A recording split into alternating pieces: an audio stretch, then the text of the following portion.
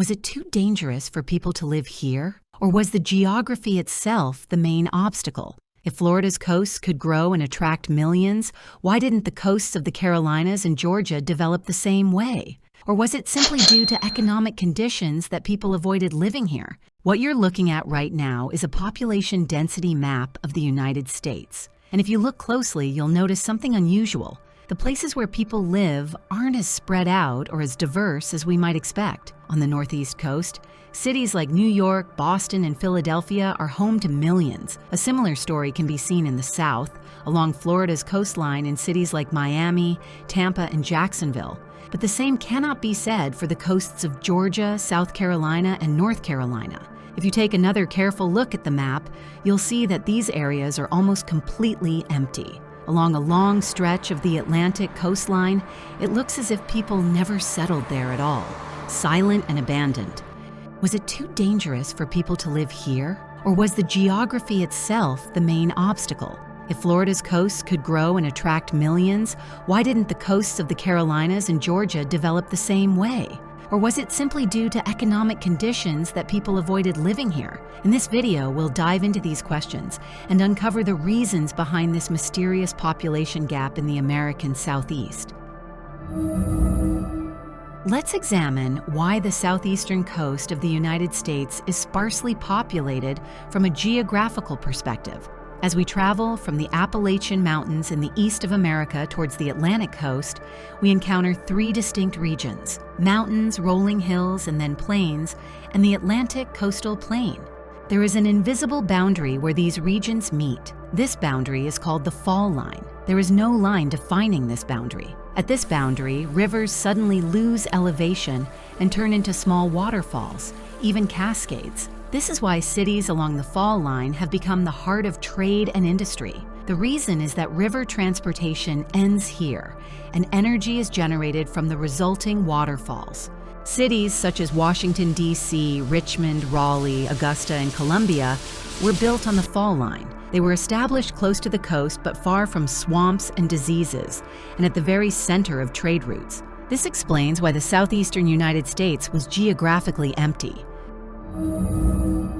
One of the most important factors enabling the growth and development of a city located on the coast is the presence of natural harbors. Looking at the northeast of our country, we can cite New York Harbor, Boston, and Chesapeake Bay as the best examples. Thanks to these harbors and bays, the region has experienced tremendous growth, particularly through maritime trade. It is normal for a place where trade occurs to have a dense population. The same cannot be said for the coasts of South Carolina and North Carolina. This is because these shores have a dangerous feature.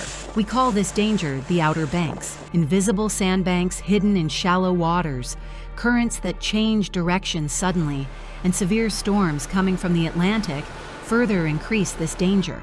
As a result, the North Carolina coastline lacked safe harbors. Major trading cities could not develop, and people gravitated towards safer inland areas or natural harbor cities to the north. Consequently, while cities like New York and Boston grew globally thanks to their harbors, the South Carolina and North Carolina coasts remained virtually empty throughout history. Let's evaluate why our southeastern coasts are sparsely populated in terms of climate. The coasts of Georgia and Carolina in particular are located in the Atlantic hurricane belt. As a result, people who tried to settle here faced the risk of losing their homes, fields, and entire cities overnight. The hurricanes were so powerful that they destroyed everything, including people's lives. In addition, there are large swamp areas along the coast. These areas are not suitable for agriculture. Mosquitoes living in the swamps also negatively affect human health.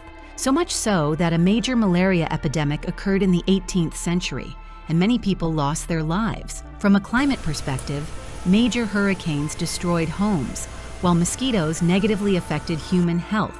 For this reason, it became impossible to establish permanent, large cities along the Atlantic coast. People began to live in the safer inland areas.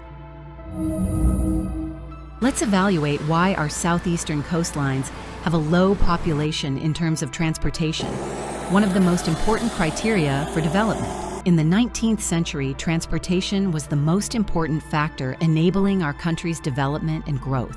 The construction of railways, in particular, was experiencing its golden age.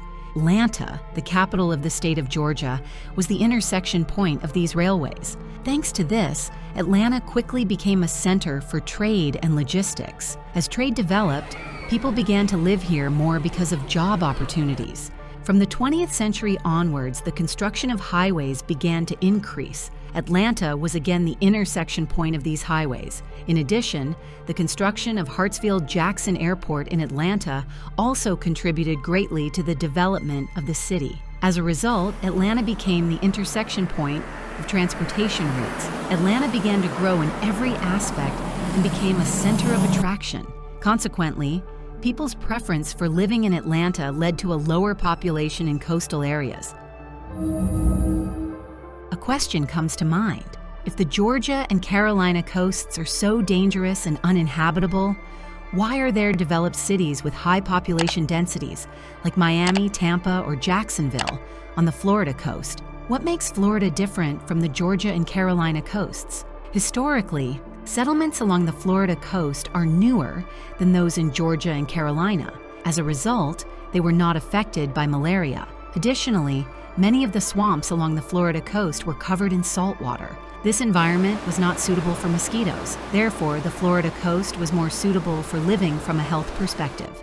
Another reason for the dense population on the Florida coast was the presence of natural bays and protective barriers along the coastline. These barriers protected cities directly from the effects of hurricanes. As a result, large developed cities like Miami and Tampa were established on the Florida coast. Another important advantage of the Florida coast was that, due to its geographical location, it was a gateway to the Caribbean and Latin America. Consequently, it was natural for developed and large cities to be established in a place where international trade took place. It was also necessary for people to prefer to live in a place that was developed in every field, especially trade. The population density of the Florida coast is higher than that of the Georgia and Carolina coasts for these three reasons. At the beginning of the video, we asked the mysterious question of why the southeastern part of our country has a low population density. We explained the answer to our question in terms of geography, climate, transportation, and health. Now, to briefly summarize these points again, the wide plains of the Atlantic coastal plain and the fall line boundary cause people to prefer living inland rather than on the coastal plains. The lack of natural and sheltered harbors along the coast, the Outer Banks effect, and the inability to build commercial ports due to severe hurricanes, the vast swamp areas providing a habitat for mosquitoes, and the resulting spread of malaria, causing people to avoid living there. Cities like Atlanta, Charlotte, and Raleigh, which are at the center of rail, highway, and air transportation, are located in inland areas close to the coast. Do you think future developments in technology and medicine, along with climate change, could alter the fate of America's southeastern coast? I'm curious to hear your thoughts. Don't forget to write.